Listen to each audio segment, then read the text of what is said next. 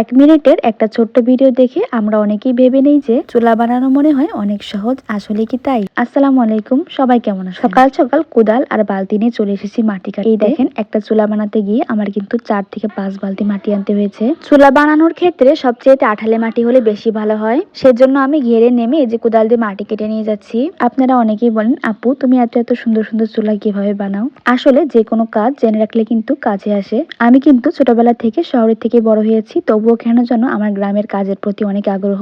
আর আমি যে কোনো কাজ মোটামুটি একবার দেখলেই করতে পারি, সেজন্য আমার কাছে এই কাজগুলো অনেক সহজ মনে হয়। এই যে মাটি এনে কিন্তু প্রথমেই আমি কুড়ো দিয়ে ভালো মতন মেখে নিচ্ছি। আর এই কুড়ো দেওয়ার কারণ হচ্ছে, আমাদের চুলা বানানোর পরে কিন্তু অল্প কয়েকদিনের মধ্যে চুলাটা ফেটে একদম নষ্ট হয়ে যায়। বেশি করে যদি কুড়ো দিয়ে মাটি ছেনে নেওয়া যায় তাহলে কিন্তু চুলাটা সহজে ফাটে না। আরেকটা জিনিস দিলে আরো মজবুত হয় চুলাটা, সেটা হচ্ছে পাট বা কুষ্টা। তবে আমার ঘরে ছিল না, সেজন্য আমি কুড়ো দিয়ে মাটিটা ছেনে নিয়েছি। যেহেতু আমার এই চুলাটা লাভ শেপের চুলা হবে, সেজন্য প্রথমে একটু লাভ শেপ দিয়ে নিয়েছি। এখন আমি মাছ বরাবর একটা বালতি বা পট বা যেটাই বলেন না কেন সেটা বসিয়ে দিতে পারেন। তো আমি একটা পট বসিয়ে দিয়েছি। যদি আমি চুলাটা একটু বড় বানাতাম তাহলে হয়তো আমি রঙের বালতিগুলো দিতাম। আজকের এই লাভ শেপের চুলাটা বেশি একটা বড় বানাবো না, যার কারণে আমি পট দিয়ে দিছি ভিতরে। একটা চুলা বানানো কিন্তু একদিনে কখনোই সম্ভব না। একটা চুলা বানাতে বানাতে প্রায় 4-5 দিন সময় লেগে যায়। এই দেখেন লাভ শেপের এই চুলাটা আমি কিন্তু প্রথম দিন শুধু মাটি দিয়ে এভাবে লাভ শেপ করে রেখে দিয়েছিলাম। তারপর 2-4 দিন পর যখন একটু শুকিয়ে গিয়েছে মাটিটা, তখন আমি কিন্তু মোহনটা কেটে নিয়েছি। চুলা কাঁচা অবস্থায় যদি মোহন কাটা হয় তাহলে কিন্তু চুলাটা একদমই ফেটে ভেঙে নষ্ট হয়ে যায়। চুলা বানানোর ক্ষেত্রে চুলার ভিতরের জায়গাটা কিন্তু একটু বড় রাখতে হয়, তাতে করে চুলায় আগুনও ভালো জ্বলে আর ধুমোও হয় না। আমি কিন্তু আজকে ঝিক দিচ্ছি না, আমি একটু অন্যরকম ভাবে বানাচ্ছি চুলাটা।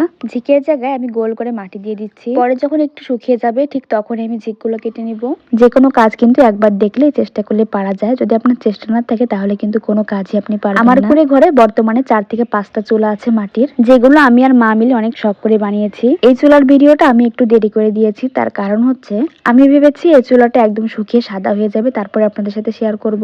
এই চুলাটা বানিয়ে আমি রেখে দিয়েছিলাম, আর এই তো 4-5 দিন পরে এই যে মা এখন মোহনটা কেটে নিচ্ছে। আর চুলার ঝিকগুলো কিন্তু মা মার মন মতো করে কেটে নিয়েছে। আমার কুড়ে ঘরে একটা চুলা আছে যেটা আমি সবসময় সব জায়গায় নিতে পারি না, কারণ অনেক ওয়েট সেই চুলাটা, সেজন্য কিন্তু আমি এই চুলাটা বানিয়েছি। যাই হোক, চুলাটা 15 দিন পর একদম শুকিয়ে সাদা হয়ে গেছে। এই যে এখনো কিন্তু কাজ আরো বাকি আছে। এই চুলাটা সুন্দরভাবে কেকে একদম সমান বানিয়ে আবার কিন্তু মাটি দিয়ে লেপতে হবে, তবে কিন্তু চুলাটা দেখতে অনেক সুন্দর লাগবে। আমি যে জীবনে কতগুলো চুলা বানিয়েছি সেটা আমি নিজেও ভালো মতন বলতে পারি না। এই তো কিছুদিন আগে বাবার বাড়িতে এসে এই চুলাটা আমি বানিয়েছিলাম। চুলা বানানো কিন্তু আহামরি তেমন কোনো কঠিন কাজ না। চুলার ভিতরের জায়গাটা একটু বড় রেখে মোহনটা কেটে নিয়ে ঝিকগুলো আপনি আপনার মন মতো কেটে নেবেন, তাহলে কিন্তু খুব সুন্দর চুলা হয়ে যাবে। ছোটবেলায় একটা সময় মাটি নিয়ে ওর কাছে যেতাম চুলা বানানোর জন্য, তো অনেক সময় বানিয়ে দিত বা অনেক সময় দিত না। তো সেই থেকে কিন্তু আমি জেদ করে চুলা বানানো শিখেছি, তাও আবার কারো চুলা বানানো না দেখে, শুধুমাত্র নিজের অভিজ্ঞতা। যাই হোক, আজকের এই ভিডিওটা দেখার পর আপনারা চুলা বানাতে একটু হলেও ধারণা পাবেন। তো সবাই ভালো থাকেন, আজকের মতো এই পর্যন্ত।